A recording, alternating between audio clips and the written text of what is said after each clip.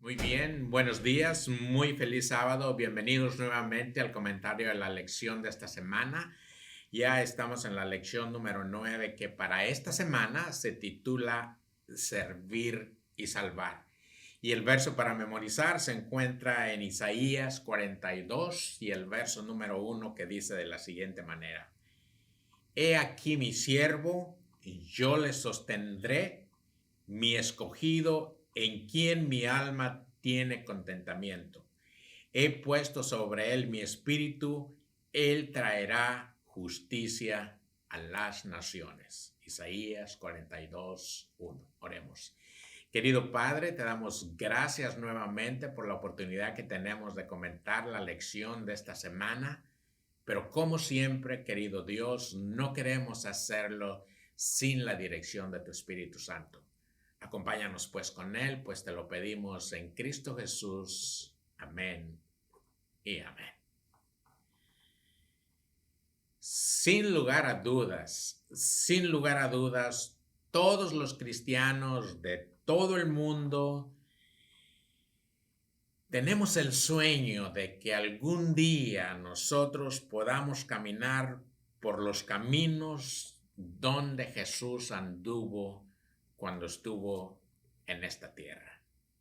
Y visitar, por supuesto, los lugares que él visitó. Por ejemplo, ¿a quién no le gustaría estar en Galilea?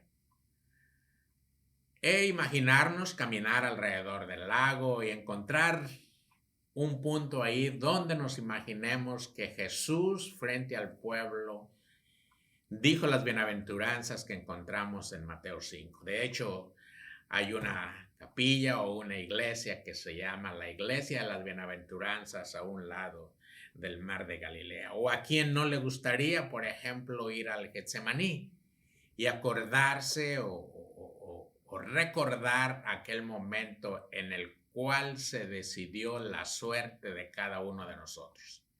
Inclusive hay una capilla allí que es la capilla o la iglesia de la agonía, donde se supone que hay una piedra o una roca donde Jesús se apoyó en el momento más difícil en esta vida, cuando se decidió otra vez la suerte de cada uno de nosotros.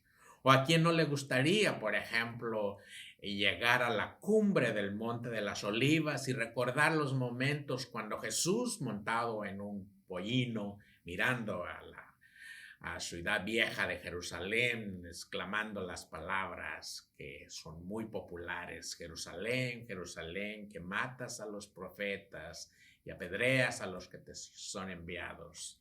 ¿O a quién no le gustaría ir al río Jordán y bautizarse en algún lugar del río solamente para recordar el momento cuando nuestro Señor Jesucristo fue bautizado por Juan el Bautista? ¿O a quién no le gustaría, por ejemplo, visitar Betania, donde Jesús tenía a sus amigos cuando se sentía cansado? Él se sentía confiado de descansar en la casa de sus amigos. ¿O a quién no le gustaría, por ejemplo, visitar el Gólgota, donde Jesús finalmente fue sacrificado entregando su vida en la cruz por cada uno de nosotros? Sin embargo, para andar en los pasos de Jesús no es necesario que nosotros vayamos a esos lugares. Para andar en las mismas pisadas de Jesús, lo podemos hacer allí donde nosotros nos encontremos, haciendo las mismas cosas que Jesús hizo cuando estuvo aquí en la tierra.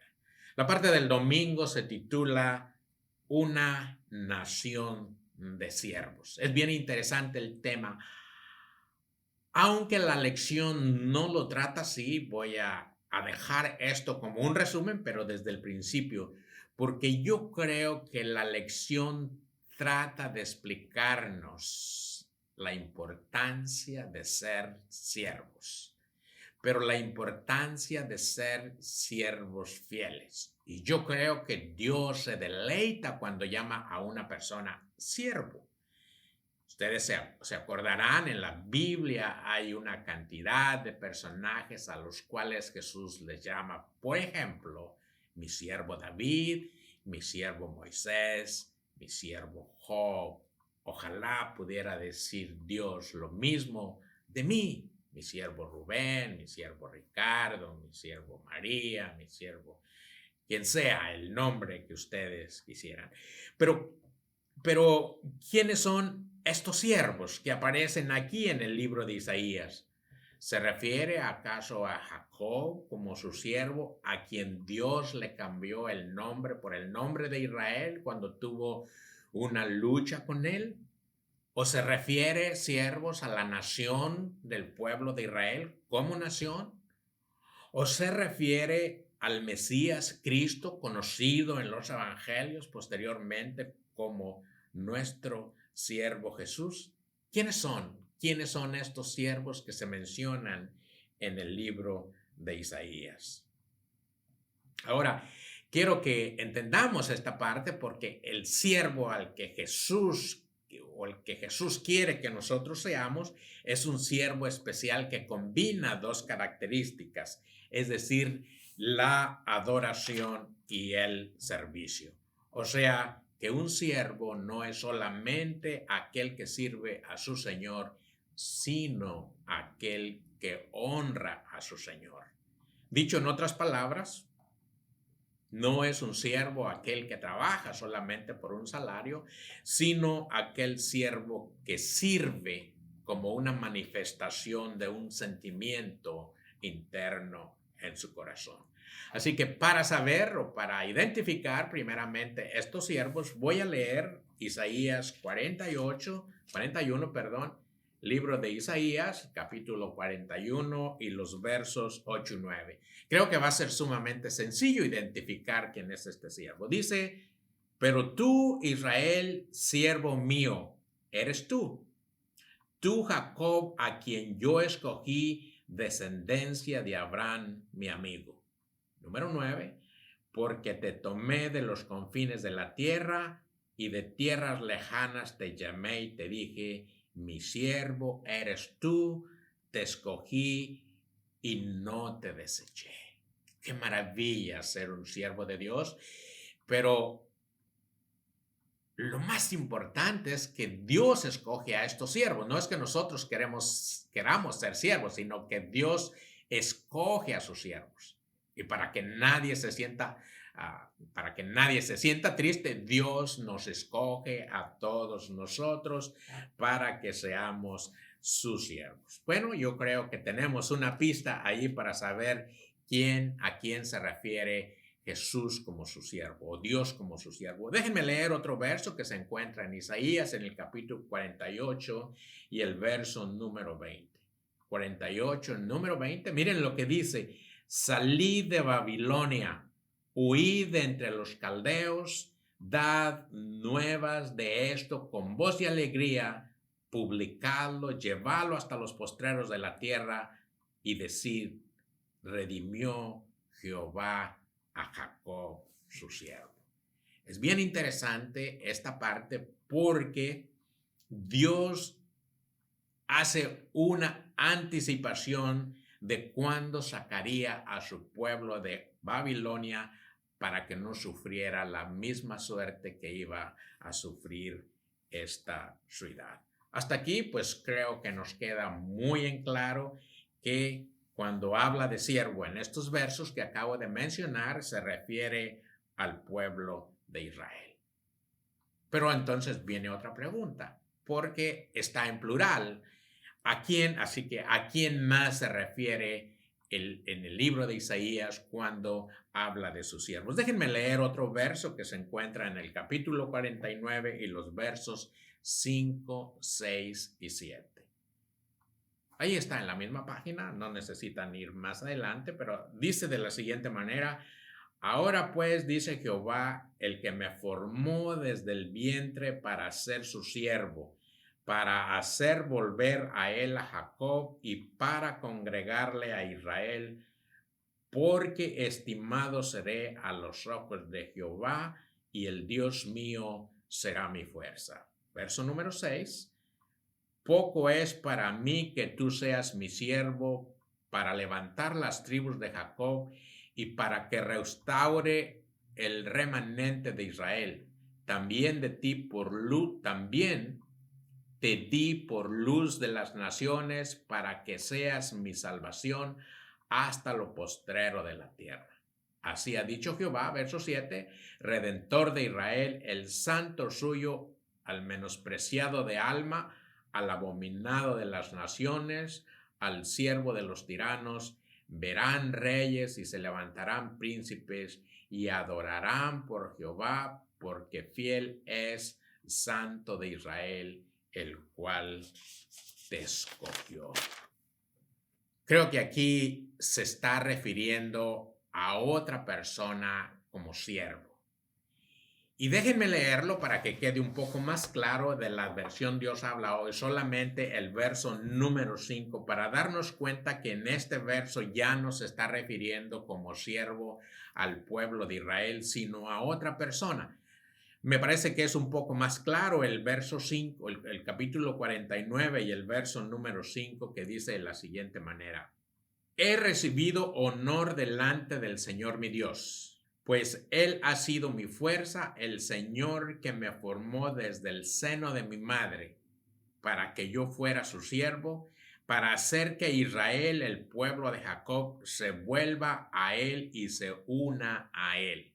Bueno, pues es bien claro en la última parte que no se está refiriendo al pueblo de Israel como su siervo. Por lo tanto, no puede ser el mismo de la nación. Entonces, es bien evidente en el libro de Isaías, lo vamos a explicar un poquito más adelante, es bien evidente en el libro de Isaías que habla de dos siervos. Un siervo colectivo refiriéndose al pueblo de Israel y a otro en un sentido individual. Pasemos ahora a la parte del lunes. Vuelvo en unos momentitos más para explicar más bien esta parte. Siervo individual anónimo. En Isaías 42, si vemos en el capítulo 42 del libro de Isaías y vemos el título en los primeros 7 versos, vamos a mirar que dice el siervo de Jehová, pero no dice a qué persona se está refiriendo. Sin embargo, nos da una lista de detalles que nos va a resultar bien sencillo identificar a qué siervo se está refiriendo. Allí en la parte de la lección, en la parte del lunes, están los detalles, no necesitamos ir muy lejos. Así que iba a decir que traten de adivinar, pero mejor traten de decir quién es este siervo. Y esta es una de las características.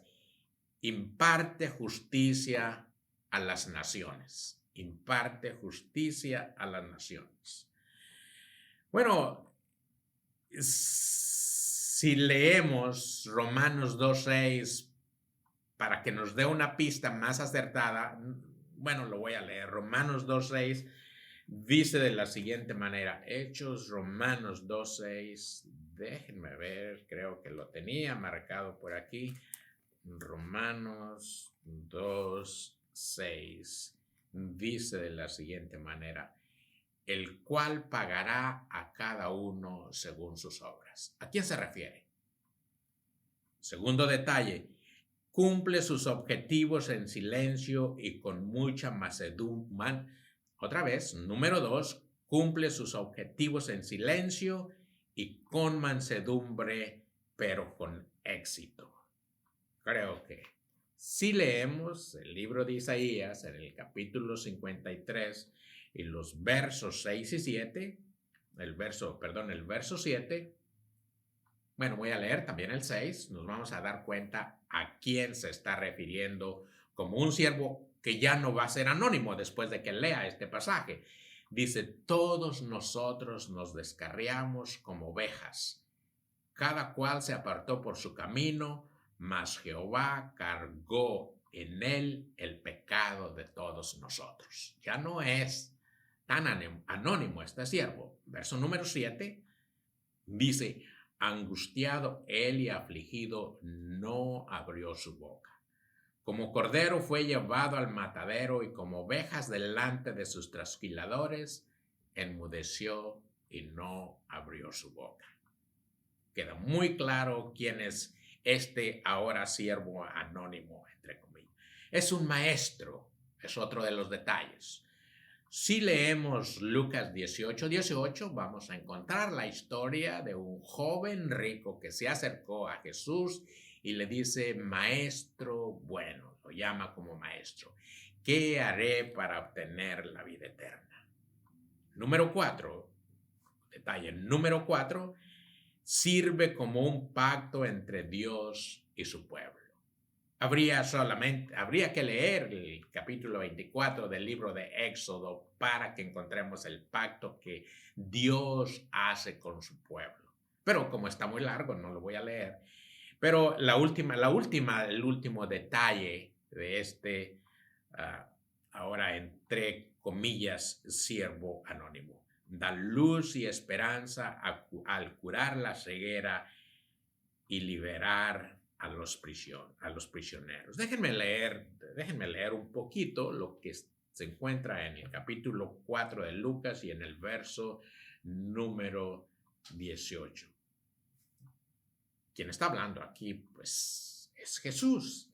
Y dice, el Espíritu del Señor está sobre mí, por cuanto me ha ungido para dar buenas nuevas a los pobres, me ha enviado a sanar a los quebrantados de corazón y a pregonar libertad a los cautivos y vista a los ciegos y a poner en libertad a los oprimidos. Así que yo creo que no tenemos duda en cuanto a quién se refiere en estos versos como un siervo. Es a nuestro Señor Jesucristo.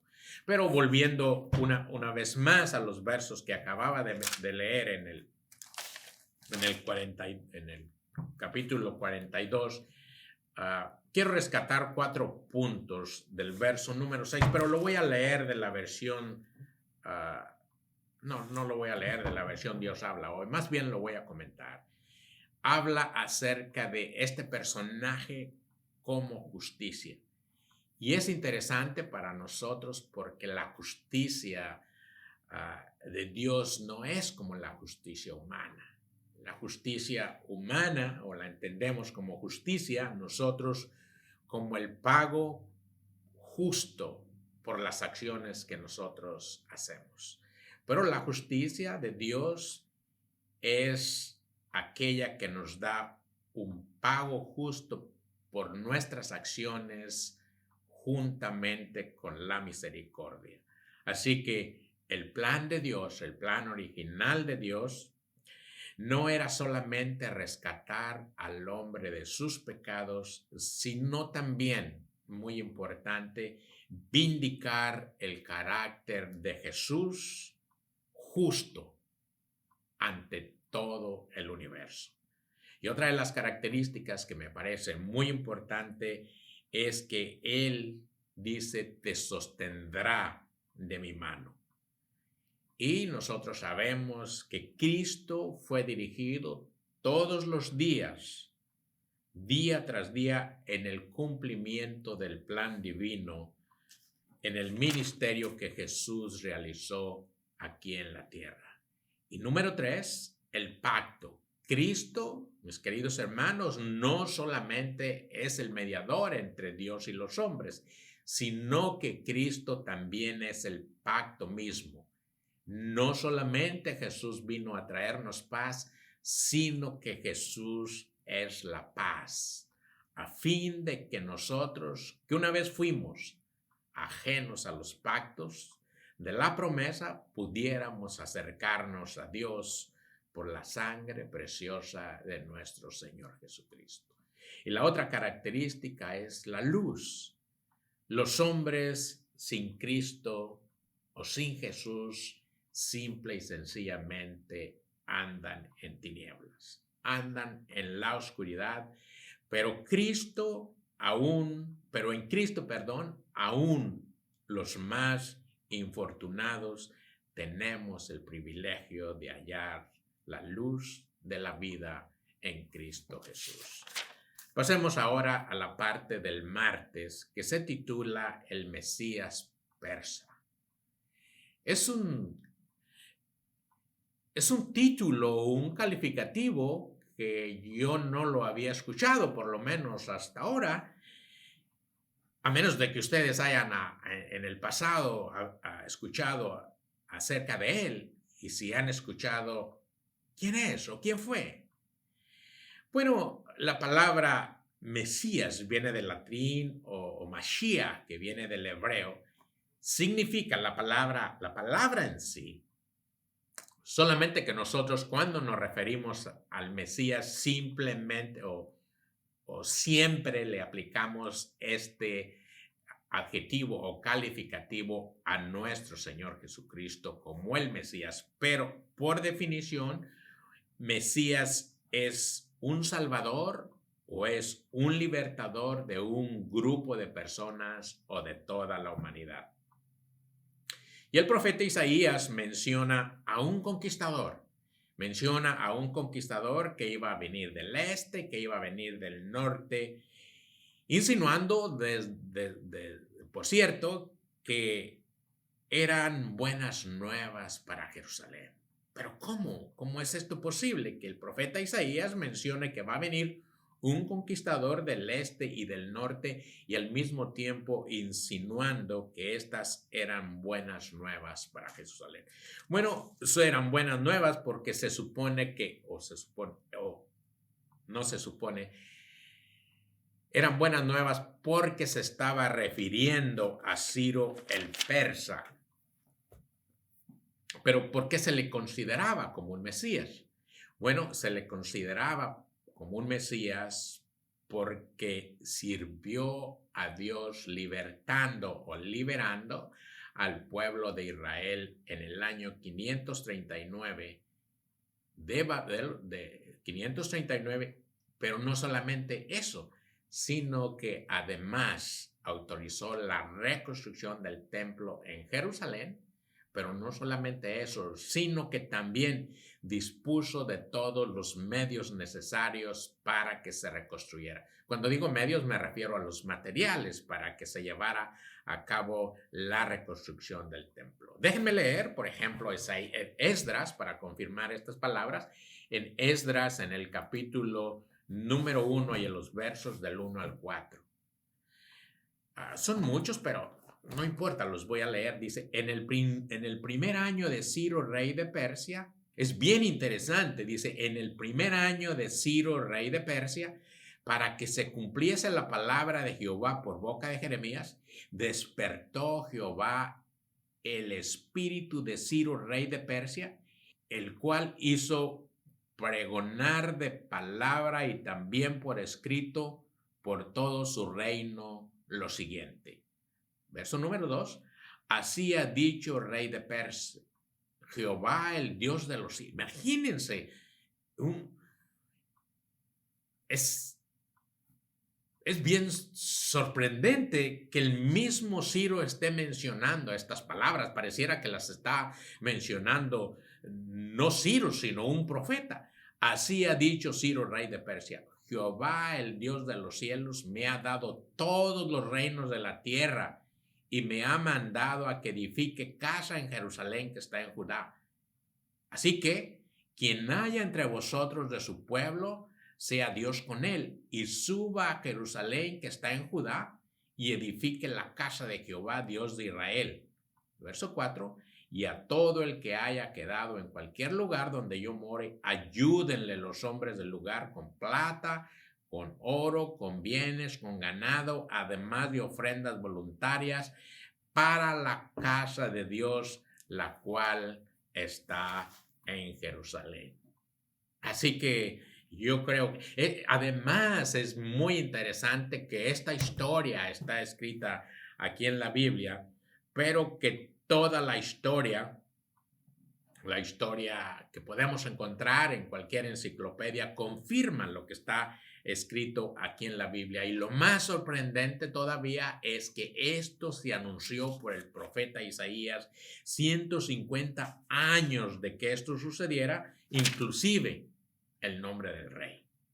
Dios se honra en llamar a Ciro también como un ungido, porque este término también era un tanto común, porque se podía llamar o se podía ungir a un sacerdote, a un rey, a un libertador, etc.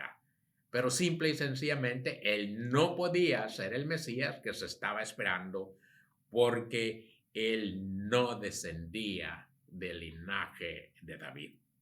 Pero al predecir a Ciro, Dios mostró su divinidad única al demostrar que solamente Dios conoce el futuro. Pasemos ahora a la parte del miércoles que se titula Esperanza por anticipado. ¿Qué persona no se pone alegre cuando escucha buenas noticias? Por ejemplo, una persona que se encuentra en prisión no se alegraría cuando se le dice que su libertad o su liberación está cerca. O una persona que estando enferma no se alegraría cuando su doctor le dice que su enfermedad ha sanado y que está a punto de salir del hospital. Yo no creo que haya personas que no se sientan alegres cuando reciben buenas noticias. Sin embargo, el libro de Isaías, hay cierta inquietud. Cuando recién empezábamos esta lección, recuerdo que en la primera lección yo hacía un comentario diciendo lo siguiente. Al libro de Isaías se le considera como una pequeña Biblia porque tiene 66 capítulos, como la Biblia tiene 66 libros. Y por alguna razón se considera, no voy a entrar mucho en los detalles, se considera que los capítulos del 1 hasta el 39 es un paralelismo entre el Antiguo Testamento y los primeros 39 capítulos. Y luego del capítulo 40 hasta el 66 hacen una similitud de que esto se refiere un tanto más al Nuevo Testamento. ¿Por qué? Bueno, porque los primeros capítulos del 1 al 39 hacen un énfasis acerca del juicio, mientras los capítulos del 40 al 66 hacen mucho más énfasis a la consolación. De todas maneras, todo el libro de Isaías, desde el capítulo 1 y a lo largo de todo el libro, sigue una coherencia. Pero dejemos este tema por un momento. Imaginémonos que Jerusalén fue invadida y posteriormente destruida por los pecados del pueblo. Básicamente, eso fue lo que pasó. Pero todo el pueblo, los buenos y los malos, todos sufrieron. La semana pasada mencionábamos las invasiones de Babilonia en la primera invasión, que vino y se llevó algunos objetos del templo, y entre ellos se llevó al profeta Daniel. Y luego, unos años más tarde, hizo otra invasión y se llevó a otros tantos como prisioneros, y entre ellos se llevó al profeta Ezequiel. Y luego hizo una tercera invasión, ya cansado, y se llevó, disculpen la palabra cansado, la dije con cierto propósito, pero no la voy a explicar. Vino y se llevó todo lo que quedaba y destruyó toda la ciudad y destruyó también el templo. Pero la pregunta es, o la reflexión es, los que se portaban mal en determinado momento pudieran reflexionar y decir, bueno, pues este es el pago justo por nuestra rebelión en contra de nuestro Dios. Pero, ¿y los que se portaban bien? Por ejemplo, el profeta Daniel, del que no se habla absolutamente nada que hizo. ¿Cómo hacerle para mantener la fidelidad a Dios aún en el exilio? Es bien interesante, haciendo una reflexión, no es el tema, haciendo una reflexión, por ejemplo, Josué y Caleb, 40 años en el desierto, por culpa de otros 10 que fueron a reconocer la tierra y trajeron malas noticias, aunque no era la realidad. ¿Cómo mantenerse fiel a Dios aún en el exilio? Déjenme leer. Es interesante porque creo que esto tiene inclusive para nosotros una gran enseñanza. Voy a leer del libro de los Levíticos, el capítulo 26 y los versos del 40 hasta el 45. Está como dividido en dos partes. Voy a leer del 40 al 43, parece que se refiere a una parte, y luego del 44 al 45. Dice, aunque ustedes reconozcan su maldad y la maldad de sus padres, lo mismo que su infidelidad y su oposición a mí, yo también me opondré a ustedes y los llevaré al país de sus enemigos. Allí su mente pagana quedará humillada y pagarán por sus pecados. Entonces yo me acordaré del pacto que hice con Jacob, con Isaac, con Abraham, y también me acordaré de la tierra, la cual quedará libre de ustedes y disfrutará de sus días de reposo mientras ustedes no la habiten. Y pagarán ustedes por su maldad, porque despreciaron mis decretos y rechazaron mis leyes. Verso 44. A pesar de esto, y aunque ustedes estén en un país enemigo, no los despreciaré ni los rechazaré, no los destruiré ni faltaré al pacto que hice con sus antepasados, porque yo soy el Señor su Dios. Verso 45. Por el contrario, me acordaré del pacto que hice con ellos cuando los saqué de Egipto en presencia de las naciones, para ser su Dios. Yo soy el Señor. A veces, cuando Dios hace todo lo posible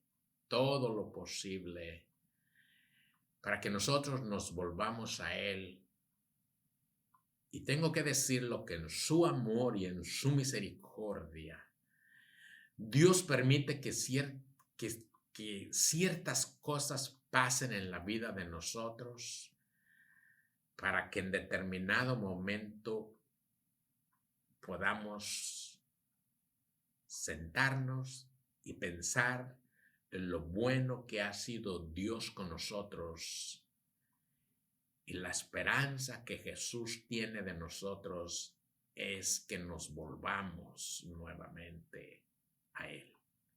Pasemos a la parte del jueves, que es la última parte ya, que se titula Un siervo que siente y sufre. ¿Quién es el siervo de Dios en Isaías 49 del 1 al 12? ¿Quién es?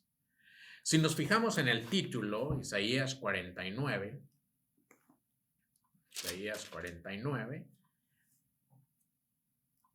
en la parte de arriba, en el título, es decir, antes de que empiece el primer versículo, dice en la parte de arriba, Israel, siervo de Jehová.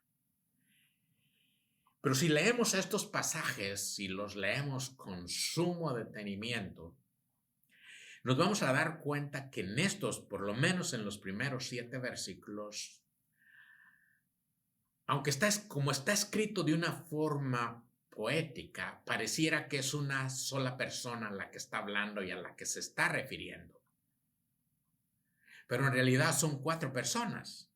Es Isaías el que empieza a hablar, y luego habla Jesús, y luego habla el pueblo de Israel, y luego habla Dios. Así que déjenme leer el verso 1. Dice, oídme costas y escuchad pueblos lejanos. Aquí está hablando el profeta Isaías. Y luego dice, después de ahí, Jehová me llamó desde el vientre de las entrañas de mi madre. Jehová me llamó desde el vientre, desde las entrañas de mi madre, tuvo mi nombre en memoria. Jesús está hablando aquí acerca del Padre. Dice, Dios me llamó. Jesús está diciendo que Dios lo llamó desde el vientre o desde las entrañas de su madre, tuvo mi nombre. Y había que leer solamente lo que dice Mateo capítulo 1, 20 y 21 para mirar que es Jesús el que está hablando acerca de su Padre. Y luego sigue diciendo, y puso mi boca como espada aguda, me cubrió con su mano. Dios hace que las palabras en la boca de Jesús parecieran o se asemejaran a una espada aguda. Habría que leer solamente lo que dice Hebreos 4:12. ¿Por qué no lo leemos? Hebreos 4:12. Hebreos 4:12 dice, porque la palabra de Dios es viva y eficaz y más cortante que toda espada de dos filos y penetra hasta partir el alma y el espíritu y las coyunturas y los tuétanos y discierne los pensamientos y las intenciones del corazón. Además dice que sería, hablando Jesús, dice que sería como una saeta.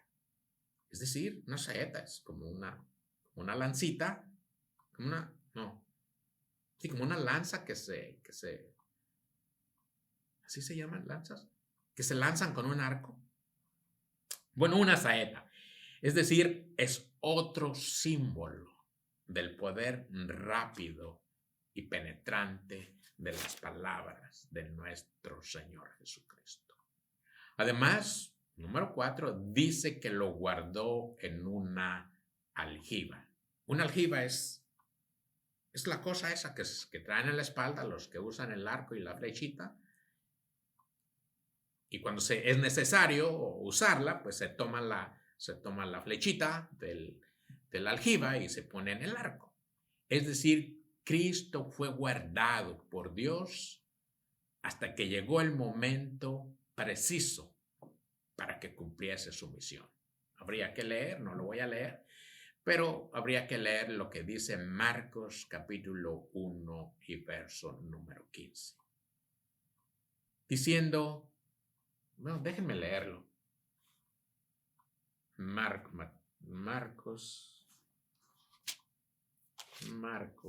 capítulo 1 y el verso 15. Diciendo, el tiempo se ha cumplido y el reino se ha acercado, arrepentíos y creer en el Evangelio.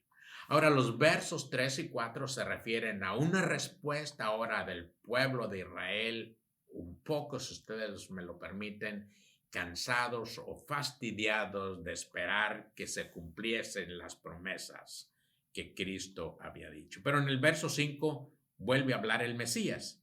Cristo vino para que Israel se volviese nuevamente a su Dios. Pero en el capítulo 6, que es lo que más me interesa, dice lo siguiente.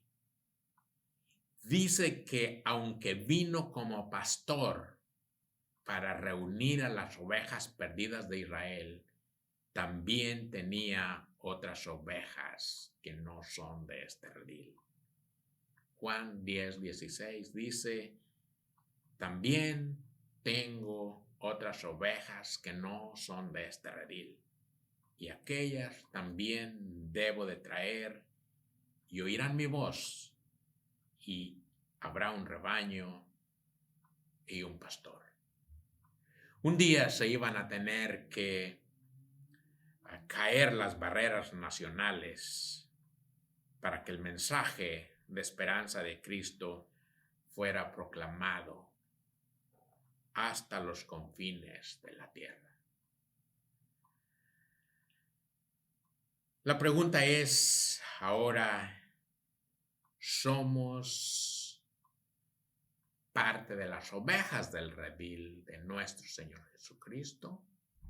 ¿O hemos escuchado las palabras de nuestro Señor Jesucristo si es que nos encontramos en otro redil? La pregunta es, ¿aceptará el llamado que Dios le está haciendo a formar parte de este rebaño en el cual Él es nuestro pastor? Que el Señor nos bendiga, y si Dios no dispone otra cosa, la próxima semana nos estaremos viendo otra vez a través de esta plataforma para comentar ahora la lección número 10. Será hasta entonces. Mientras tanto, que Dios nos bendiga. Amén.